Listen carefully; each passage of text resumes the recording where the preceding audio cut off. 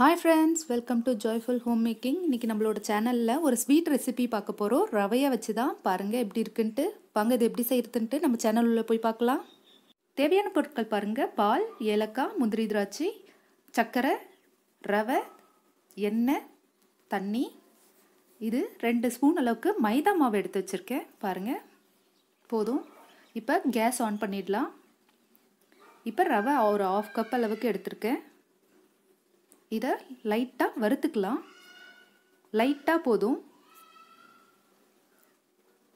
வறுத்துடுங்க.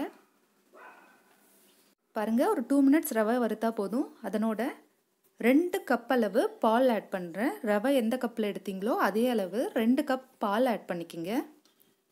1 cup add பண்ணிட்டேன். இப்போ இன்னொரு கப் ஆட் பண்ணுறேன். பாருங்கள், இதையும் இதனோட சேர்த்து ஆட் பண்ணிவிடுங்க.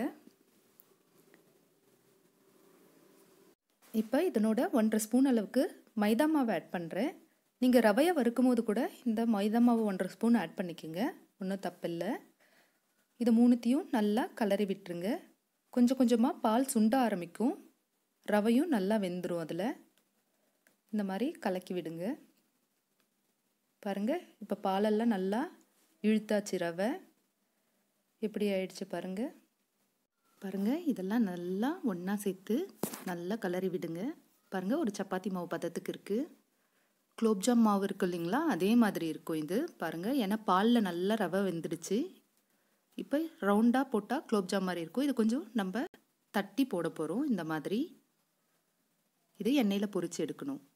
இப்போ ஸ்வீட் செய்ய ஜீரா ரெடி பண்ணிடலாம். பாருங்கள், 1 கப் அளவு சர்க்கரை எடுத்திங்கன்னா ஒரு 3/4 கப் அளவு தண்ணி ஆட் பண்ணிக்கோங்க.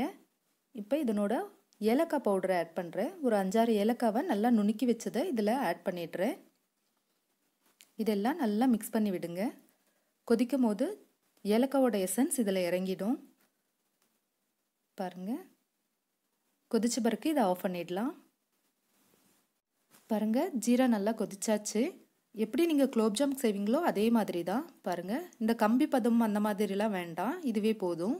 கேஸ் ஆஃப் பண்ணிடலாம். பாருங்கள், இந்த மாதிரி ரவுண்டாக பண்ணி இதை கொஞ்சமாக ப்ரெஸ் பண்ணி எடுத்துருங்க. இது நான் உங்களுக்கு ஒரு ஸ்பூனை வச்சு ஷேப் காமிக்கிறேன். இதை ப்ரெஸ் பண்ணி ஒரு ஸ்பூனை வச்சு அழுத்தி காமிக்கிறேன். உங்களுக்கு எந்த ஷேப் வேணுமோ போடலாம். பாருங்கள், எக்ஸ்ட்ரா பீசஸ் எடுத்துகிட்டு இது மேலே ஒரு நட்ஸை வச்சுடுங்க. பாருங்கள், எண்ணெய் காஞ்சாச்சு. இப்போ எண்ணெயில் இதை பொரித்து எடுத்துடலாம். உங்களுக்கு தேவையான ஷேப்ஸ் பண்ணிக்கோங்க. பாருங்கள், நான் ஒரு 3-4 ஷேப் வச்சு பண்ணியிருக்கேன். ரவுண்ட் ஷேப், ஓவல், பால் ஷேப்பில். மெதுவாக போட்டு இதை பொரித்து எடுத்துடலாம்.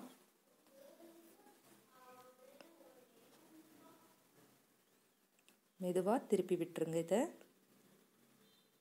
பாருங்கள், இப்போ இது நல்லா வெந்தாச்சு. இதை எடுத்து அப்படியே ஜீராவில் போட்டுடலாம். எப்படி குலோப்ஜாம் செய்வோமோ அதே மாதிரி தான். ஆனால் இது வந்து ரவையை வச்சு செய்கிற ஒரு குலோப்ஜாம் ஸ்வீட்ஸை எல்லாத்தையும் எடுத்து இப்போ இந்த ஜீராவில் போட்டு ஜீராவை கொஞ்சம் எடுத்து மேலே அப்ளை பண்ணி விடுங்க. குலோப்ஜாம் மாவு இல்லைன்னா இதை சட்டுன்னு செஞ்சிடலாம். இதை எடுத்து கொஞ்சம் கொஞ்சமாக மேலே அப்ளை பண்ணி விடுங்க.